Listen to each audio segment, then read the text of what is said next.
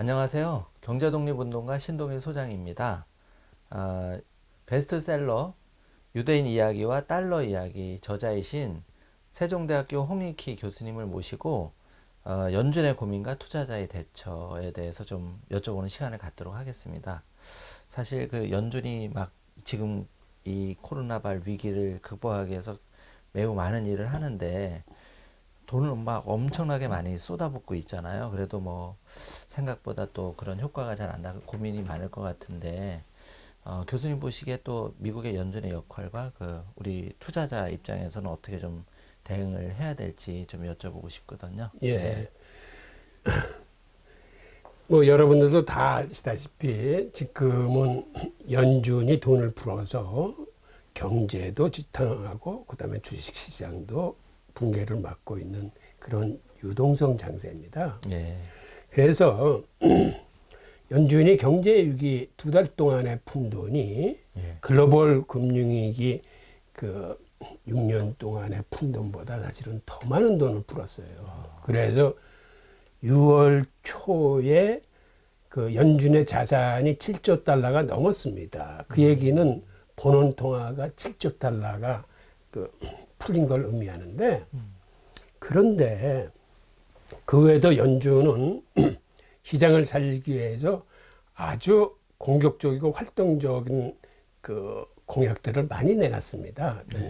기업보험도 사겠다, 회사채도 산다, 그걸 발행시장 회사채도 사고 유통시장의 회사채도 산다, 지방정부의 채권도 매입하겠다, 심지어는 정크본드에 추락한 채권도 사겠다 등 해서, 게다가 미국 정부가 재정부양책으로 기업 대출을 하겠다고 그럴 적에 그 대출 금액 5천억 달러의 펀딩을 3조 5천억 달러를 더해서 기업 대출도 4조 달러로 늘리겠다 등 그렇게 그 공격적으로 내건 공약들이 많습니다. 그런데 그 후에 어떤 일이 벌어지고 있냐면, 네. 사실은 6월 초 이후에 시중에 돈을 풀고 있지 않습니다. 아, 그래요? 예. 예. 여기 이 그래프를 보면 6월 초에 자산이 정점을 찍고 그 다음은 이렇게 밑으로 흘러내리는 걸 볼 수 있어요. 네. 근데 이게 했던 약속을 완전히 폐기하는 건 아닙니다.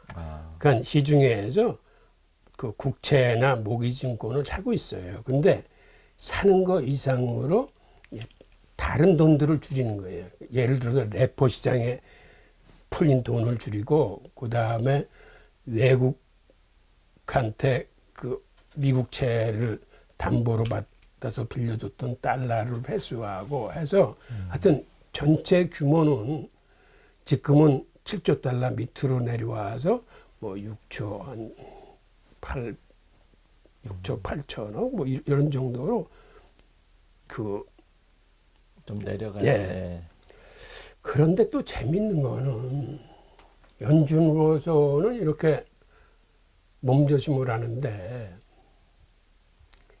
그 이유는 크게 세 가지로 보고 있습니다. 하나는 미국 M2 시장, 즉 광의의 통화가 급격하게 늘어나고 있어요. 근데 광의의 통화는 이게 인플레이션 핵심 지표거든요. 네. 저거는 나중에 경기가 회복되면은 인플레이션을 유발할 수뿐이 없습니다. 그러니까 연준이 지금 이렇게 몸을 사리는 거는 잘못하면은 인플레이션이 경기 회복 시기에 생각보다 빨리 크게 올 수 있겠다 하는 걸 우려하는 거고, 또 하나는 주식시장이 붕괴하지 말라고 밑에서 받쳐주고 있는데, 이게 끝간데 없이 지금 신고가를 진행하면서 과열의 인식을 하는 것 같습니다. 이게 붕괴하지 말라고 자산시장을 받쳐주는 것까지는 좋았는데, 네. 그 어떤 현상이 벌어지냐 하면, 좋은 실적이 발표되면 그것 때문에 오르고, 좋지 않은 실적이 나오더라도 연준이 돈을 풀 거라는 기대 때문에 오르고, 하여튼 좋은 지표건 나쁜 지표건 계속 시장이 올라가니까는 이게 비이성적인 과열이라고 연준이 판단하는 것 같습니다. 네. 거기에 이제 고민이 있고 또 하나는 지금 달러 캐리 트레이드 현상이 발생하고 있어요. 그 얘기는 뭐냐면 금리가 싼 나라의 통화를 빌려서 금리가 높고 환차익이 기대되는 곳으로 투자를 하는 거죠. 지금 그 가장 중요한 나라로 떠오른 게 사실은 중국입니다. 이 미국 달러가 바깥으로 나와서 지금 홍콩으로 들어가고 있어요. 근데 여러분들이 잘 아시다시피 홍콩은 이번에 보안법 문제로 인해서 홍콩에 있는 금융사들이 지금 싱가포르나 동경으로 그 이전을 하는 금융사들이 많습니다. 그러면 사실은 그쪽에서 달러가 빠져나와야 되는데 오히려 그거보다 훨씬 더 많은 돈이 홍콩 시장으로 들어가고 있어요. 그거는 중국 시장은 외환 시장을 개방하지 않았기 때문에 홍콩 시장을 경유해서 중국의 국채나 주식 등 자산에 투자하는 돈들이 이제 홍콩으로 들어가고 있다고 보여지는 거거든요. 이게 제로금리와 양적 완화가 장기화 추세로 들어들면은 달러 캐리 트레이드는 이제 더 늘어날 겁니다. 이거를 어느 걸 보면은 확인할 수 있냐면 지금 이 그래프는 홍콩 시장의 홍콩 달러를 나타내는 건데 홍콩 달러는 미국 달러하고 페그제로 연동되어 있습니다. 즉 7.75하고 7.85 사이에서만 그 밴드 내에서만 왔다 갔다 할 수 있게 묶어놓은 건데 사실은 홍콩에서 달러가 빠져나오면 이게 7.85 쪽으로 가서 붙어야 되는 건데 이렇게 7.75 쪽에 와서 딱 붙었다는 얘기는 홍콩으로 들어오는 달러가 더 많이 들어오기 때문에 홍콩 달러가 이렇게 지금 강세로 가는 거거든요. 네. 그런데 이게 홍콩의 외환 보유고에는 크게 영향을 미치지 않아요. 지금 홍콩의 외환 보유고는 4조 5천억 달러에서 지금 그대로 있는 데 반해서 이 그래프는 중국의 외환 보유고가 최근에 들어와서 다시 크게 늘어나고 있는 모습을 보여주고 있습니다. 네. 즉 이 얘기는 미국은 지금 금리가 제로에서 0.25% 사이인데 중국 같은 경우는 1년물짜리 그 채권의 금리가 한 3.85% 정도 돼요. 근데 그거를 이제 기준금리 삼아서 이렇게 볼 수 있는 건데 그러니까 양국 간의 금리 차가 한 3.5% 이상 벌어지고 있고 그 다음에는 10년물 국채 같은 경우 미국은 지금 한 0.5%뿐이 안 되는데 금리가 중국은 한 2.9% 내지 한 3% 정도 됩니다. 네. 그러니까 자본을 이동시키는 것만으로도 금리 차가 한 2.3% 이상 벌어지고 있고 그 다음에 문제는 달러가 하락세를 보이면서 중국의 위안화는 강세를 보이고 있어요. 그러니까 금리차뿐만 아니라 환차액을 기대할 수 있고 그 다음에 중국 국채의 가격 상승도 기대할 수 있습니다. 그러니까는 스마트머니로서는 이러한 달러 캐리 트레이드를 통해서 흐름이 중국 쪽으로 들어가는 게 포착이 되니까 이게 연준의 또 다른 고민이에요. 그러니까 다시 정리하면 연준이 고민하고 있는 거는 M2 시장의 급격한 확대로 인플레이션을 걱정하고 있고 주식시장이 과열되면서 버블이 끼고 있다라고 인식을 하고 있고 그 다음에 달러의 흐름이 이 중국을 비롯한 개발도상국 쪽으로 흐르고 있는 이 문제를 그 연준이 고민하면서 그렇게 공격적으로 지금은 돈을 풀지 못하고 그 연준의 그 자산을 이렇게 조종하는 것 같아요. 그런데 여기서 또 하나 알아야 될 사항은 연준은 돈을 풀지 않지만 미국의 대형 은행으로 하여금 미국 국채를 사게 하고 있습니다. 그 얘기는 즉 대형 은행들이 연준에 맡겨놓은 초과 준비 지불금을 가지고 국채를 살 수 있는 그 일시적인 규제 완화책을 발표했어요. 이 얘기는 뭐냐면 올해 4월 1일서부터 내년 3월 30일까지 1년간 한시적으로 원래 대형 은행들이 위험 자산에 투자하는 비중을 그 규제해 놓은 게 있거든요. 그래서 자기 자산의 5% 이상을 투자를 못하게 만들어 놨는데 그걸 1년간 일시적으로 완화를 했습니다. 그 얘기는 이 초과 준비 그 지불금을 너무 많이 갖고 있지 말고 미국 정부가 지금은 굉장히 많은 국채를 발행하기 때문에 대형 은행들이 그 미국 국채를 사라는 어떤 그러한 그 통화 정책이거든요. 그래서 비록 연준이 돈을 풀고 있지 않지만 지금 정부 재정 정책으로 나오는 국채를 시중은행들이 매입해주고 있기 때문에 미국의 달러는 많이 풀리고 있어요. 그래서 앞으로 달러의 하락세는 이제 계속될 그러한 그 전망입니다. 그리고